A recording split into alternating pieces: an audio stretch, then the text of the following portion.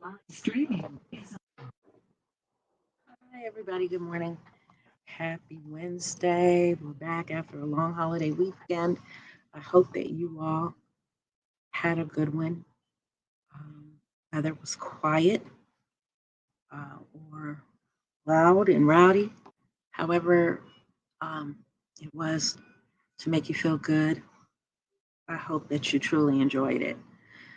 So, today for Wednesday, we're going to start our writing block and then move on to science. So, we are going to begin today by talking about the writer's voice. And so you can't, you're not going to really hear anyone talking, but the writer is voices the narrator or the voice's emotions, attitude, tone, and point of view. And it's so through this is for well thought out use of word choice and diction, also how exactly things are said or expressed. And so a voice can be formal or informal, it can be serious or lighthearted, positive or negative, it can be persuasive or argumentative, comical or depressed, witty or straightforward, objective or subjective, and it can voice any and all feelings and points of view. So a writer's voice directly contributes to the tone and mood of a piece, helps the writer create the desired effect she wants to have on her readers. And so the voice in literature is one of the most defining, important features and can completely change the way a story is read and received. Because you can tell a story two different ways, the very same story, and the results would be very, very different. And you could also have different authors and narrators addressing the same subject, and it's going to affect the way the information is presented. So, um, the sound of somebody's voice is a physical characteristic, and that's not what we're talking about. We're talking about a literary voice, which is a part of storytelling. Let me give you some examples of voice, um, and these are all going to say the same thing. Good day, my lady. Good day, madam. Greetings, sir. Sup, dude? Hey, bro. Hello there, sir or ma'am. Hey, you. Good day, mate. And aloha. So those all give us a different voice and a different um, expression, though the meaning is the same. So that is an example. So let's listen to these two sentences here. The sun is a glorious orb of golden heat and light, giving life to everything it touches. And then we have this one. The sun is a flaming ball of fire and blinding light, burning anything that is under its rays for too long. So the first voice is pleasant and appreciative, expressing that the sun is a wonderful thing. And the second carries a different attitude, expressing that the sun is harsh and damaging. So those are two distinct voices which can influence how we perceive the sun. So we're going to have character's voice, the narrator's voice, the author's voice, and um, and that is an essential part of literature. And so there's also a way of expressing voice, and this is what we're going to be looking at. I just wanted to tell you what voice was. We're going to be looking at sharing this. The types of voice used, whether they are active or passive. So now let's take a look at, wrong way, went the wrong way. Let's take a look at the worksheet. Now, if you did not check out this video, um,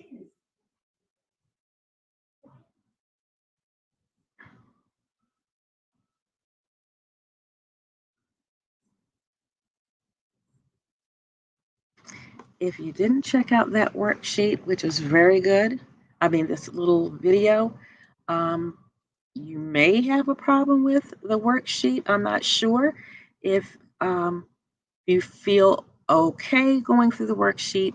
That's fine. If it feels a little fuzzy to you, then I suggest you go back and look at the video. The video is there to enhance your understanding.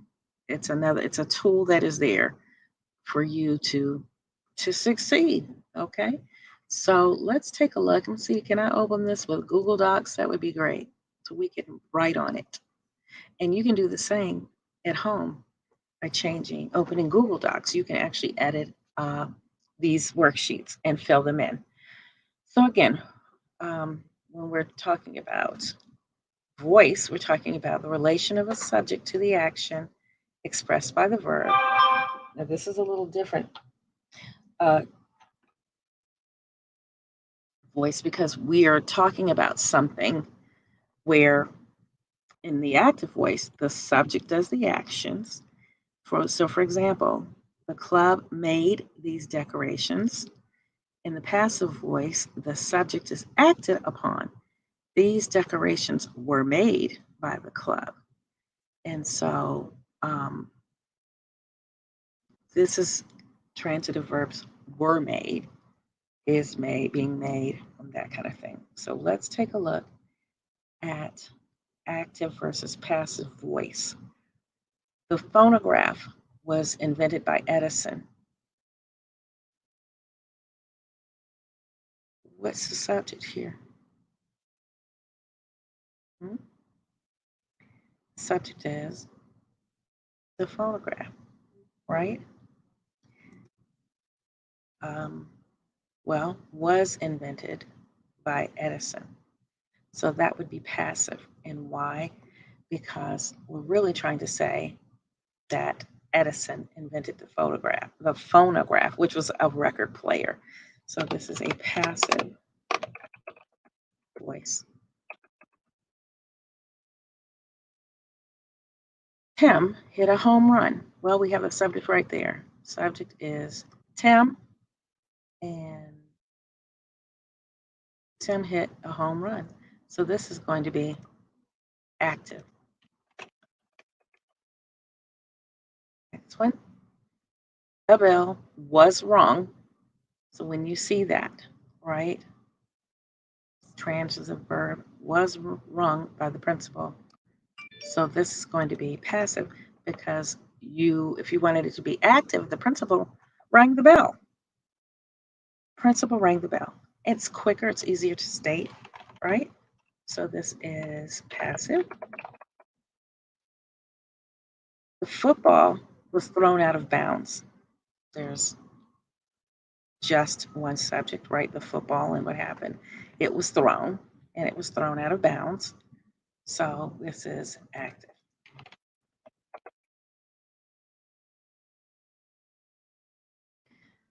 Jersey had bought some fishing tackle.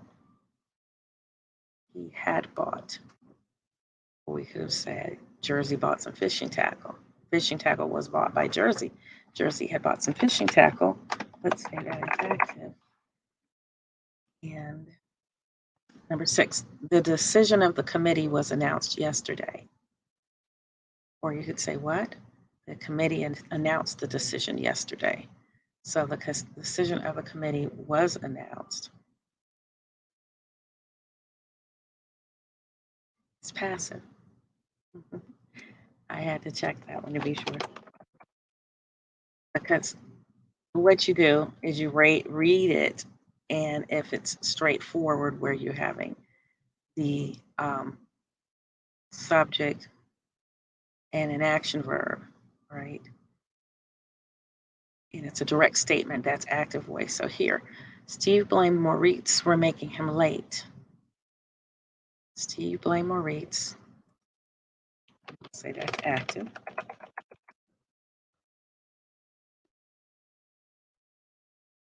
Wish I could make this look better. Let's see, is it possible?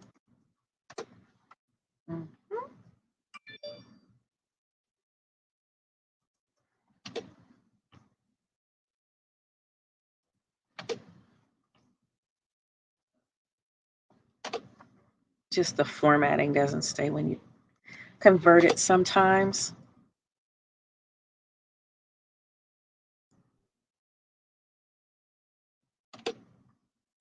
Okay, I'm not going to do the whole page. You can do some of these, and then you have the answer key. The football was thrown. Okay, so we're down here. Steve blamed Maurice for making him late. I would say that's active. The first three people were selected for the job openings. What do you think? Active or passive? So again, the rules are, in the active voice, the subject does the action, and in the passive voice, the subject is acted upon. So the first three people were selected for the job openings.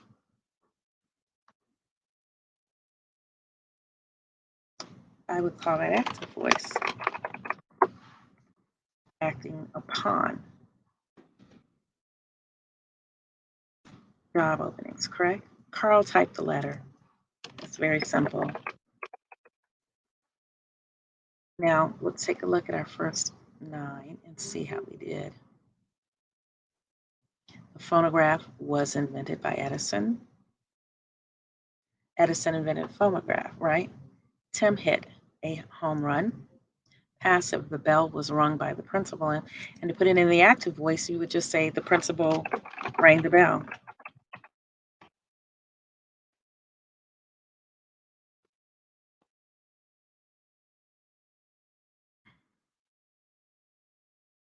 The football was thrown out of bounds.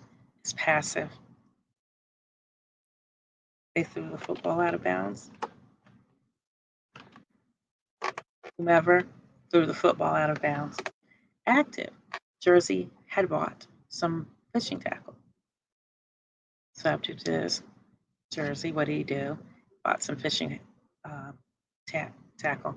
The decision of the committee was announced yesterday. The committee